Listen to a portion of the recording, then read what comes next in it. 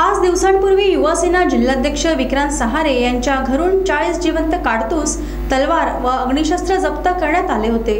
त्यातच 6 ऑगस्ट रोजी स्थानिक गुन्हे शाखेच्या पथकाने चंद्रपूर रामनगर पोलीस ठाण्याच्या हद्दीतील लखमापूर येथे कोम्बिंग ऑपरेशन राबवून एक गावठी बनावटीच्या बंदुकीसह एक जिवंत काडतूस तसेच एक धारदार लोखंडी तलवार जप्त करून दोघांना अटक केली।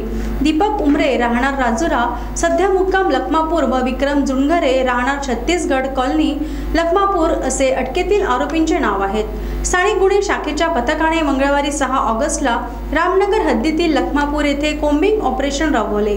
यावेळी दीपक उमरे यांच्याकडून एक गावठी बनावटीची बंदूक व एक जिवंत काडतूस तर विक्रम जुनघरे यांच्या घरून एक लोखंडी धारदार तलवार जप्त केली। दोघांवर रामनगर पोलीस ठाण्यात भारतीय हत्यार कायद्यान्वये गुन्हा नोंद करून अटक केली आहे। ही कारवाई पोलीस अधीक्षक मुमक्का सुदर्शन, अपर पोलीस अधीक्षक रीना जनबंधू यांच्या मार्गदर्शनाखाली स्थानिक गुन्हे शाखेचे पोलीस निरीक्षक महेश कोंडावार यांच्या नेतृत्वात पोलीस उपनिरीक्षक विनोद भुर्ले, किशोर वैरागडे, रजनीकांत पुठ्ठावार, सतीश अवथरे, संजय वाडई, प्रकाश बलकी, सुभाष घोहकार, नितीन साळवे आदींनी केली।